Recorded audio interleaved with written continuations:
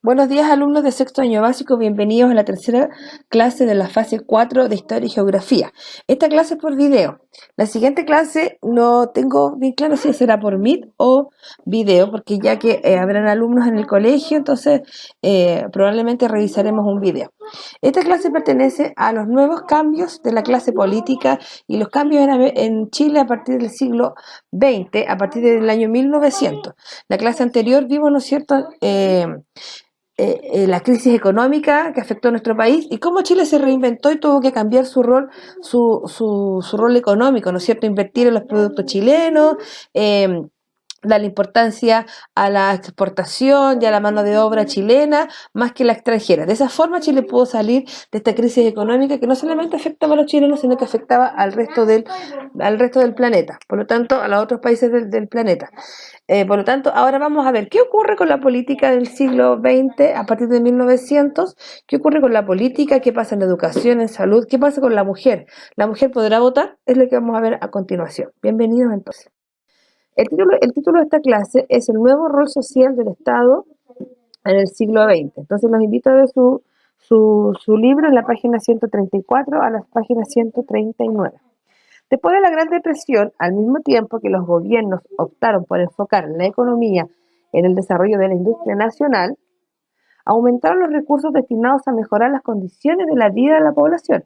¿Se acuerdan ustedes que a comienzos del siglo XX la población estaba pasando por momentos bien críticos? Es decir, había mucha pobreza, mucho hacinamiento, muchas enfermedades, mucha gente moría porque había malas condiciones de vida, a los pobres no se les respetaban las leyes laborales, los trabajos, estaba como todo empobrecido. En cambio ahora el gobierno tomó carta en el asunto y está ayudando a las poblaciones a salir de esta gran pobreza y hundimiento que afectaba. Ya no solamente en trabajo, sino que en educación y en salud.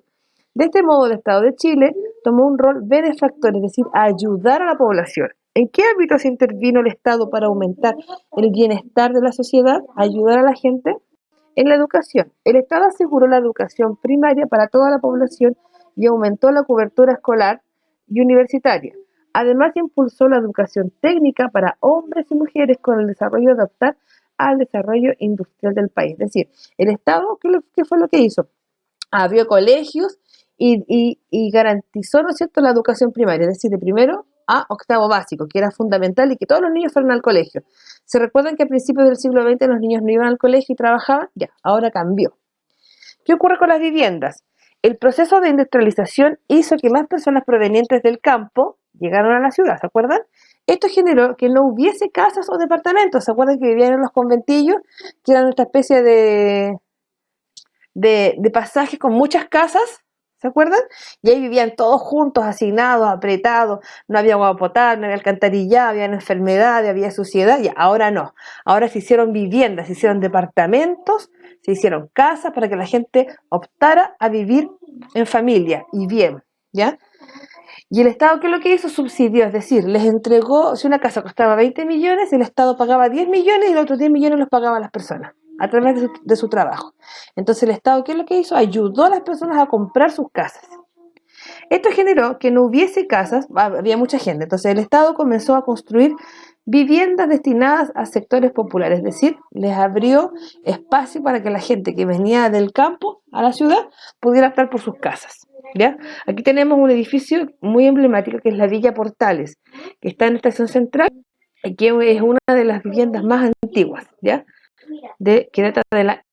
En salud, el Estado creó el Servicio Nacional de Salud y otros programas para mejorar las condiciones higiénicas y así reducir las tasas de mortalidad y aumentar la esperanza de vida de las personas, es decir, que pudiesen vivir por más años.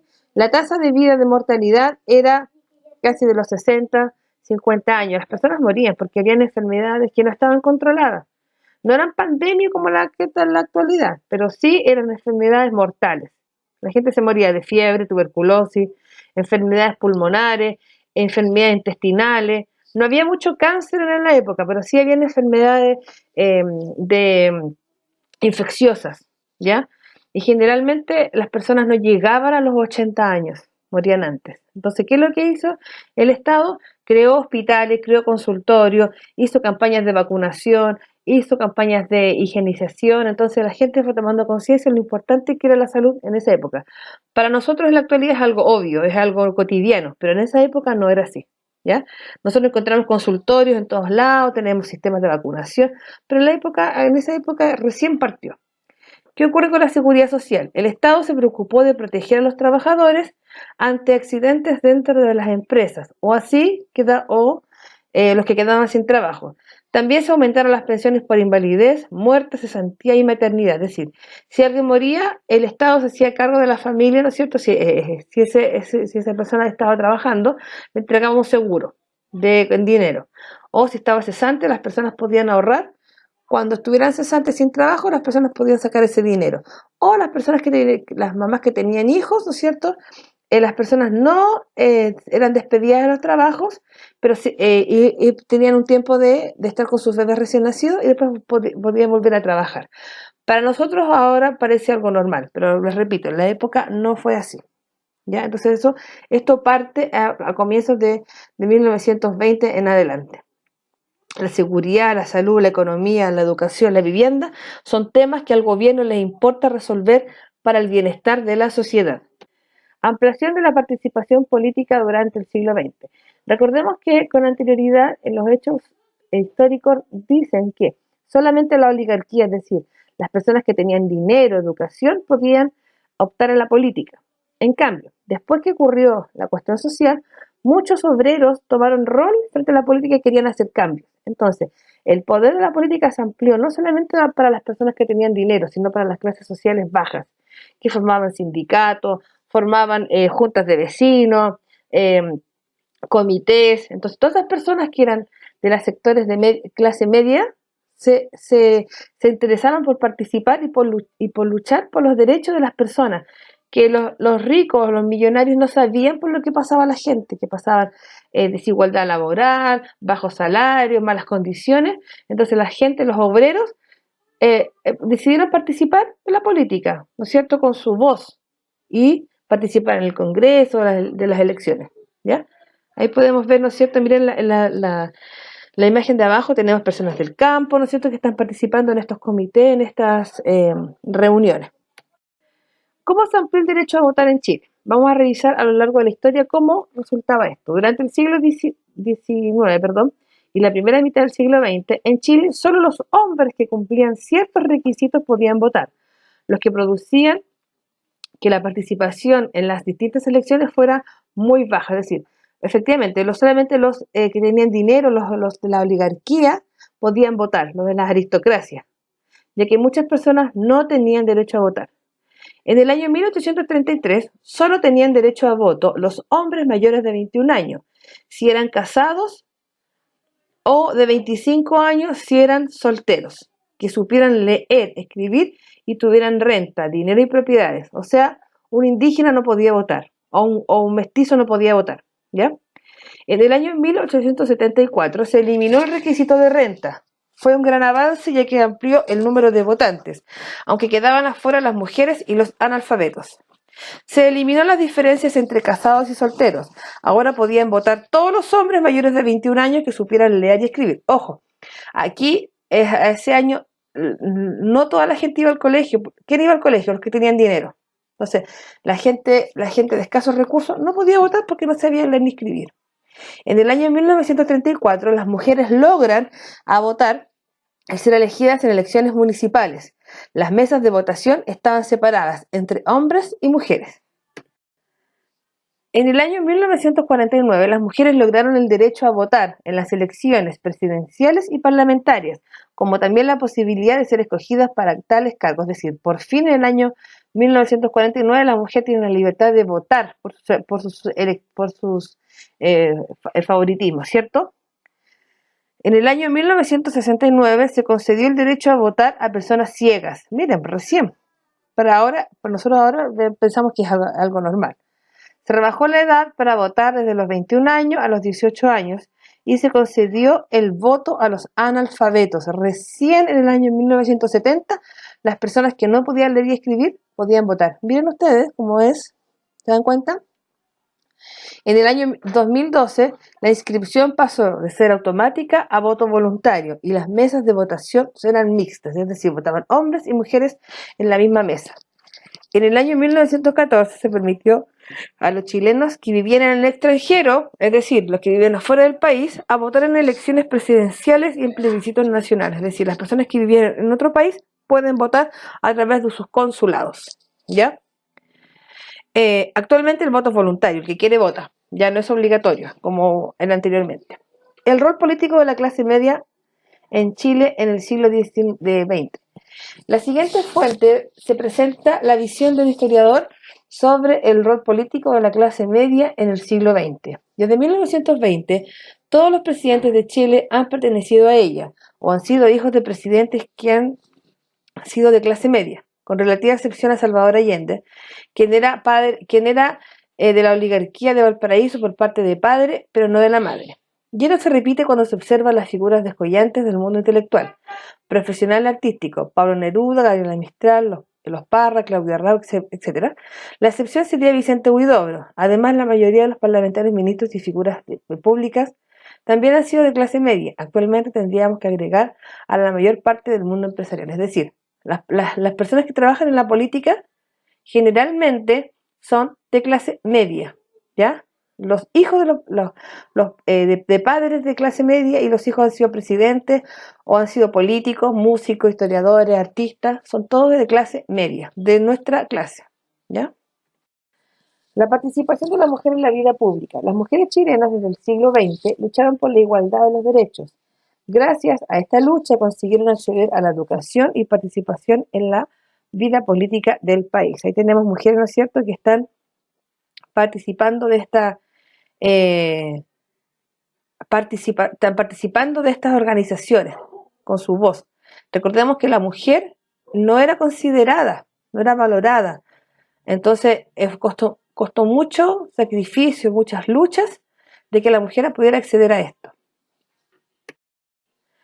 Ahí tenemos la participación de las mujeres. Y en esta imagen, en este diario, ¿no es cierto?, en este periódico, podemos ver a la mujer campesina, a la mujer obrera, mujer de la clase media y mujer de la clase alta, ¿cierto?, cómo estaba distribuido socialmente el rango de la mujer.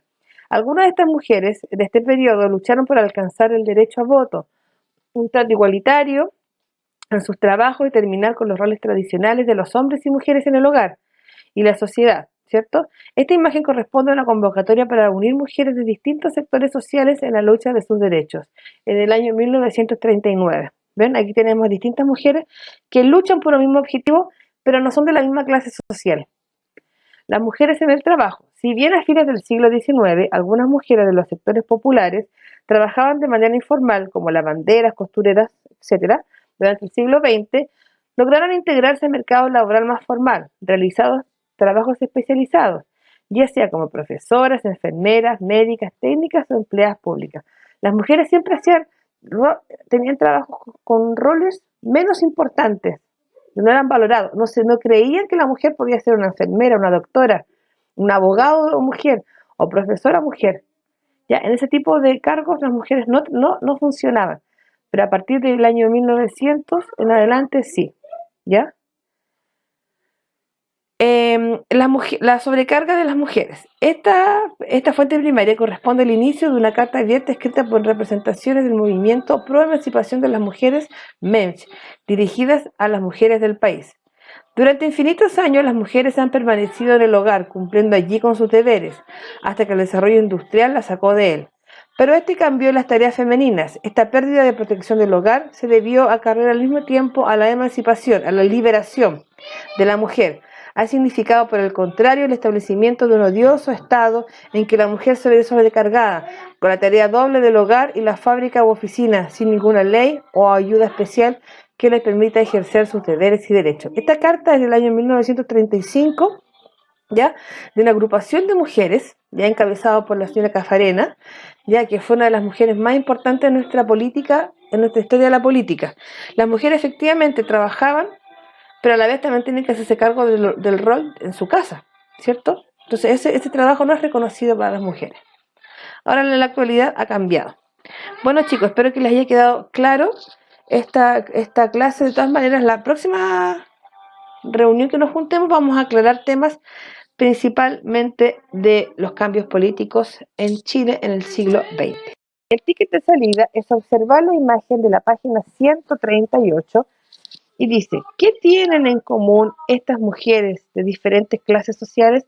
¿Qué persigue la mujer en general, sea indígena, sea de la clase alta, sea una obrera, sea una mujer minera, una mujer profesora? ¿Qué es lo que ella exige al gobierno? ¿Qué es lo que quiere de la sociedad? Número 2 dice, ¿crees que la incorporación de las mujeres al mercado laboral, al trabajo laboral, fue en las mismas condiciones que las que tenían los hombres? Eran los mismos sueldos, la misma cantidad de oportunidades, la misma cantidad de horas. ¿Se respetaban los derechos de las mujeres tanto como de los hombres? Ya. Para ahondar más en eso tienes que leer el recurso número 2 de la página 132. Y no olvides enviar una fotografía identificando tu nombre y curso al correo mfaundes@cmch.maristas.cl. Nos vemos en la próxima clase para ahondar temas de la importancia de la política en Chile. Nos vemos, hasta pronto.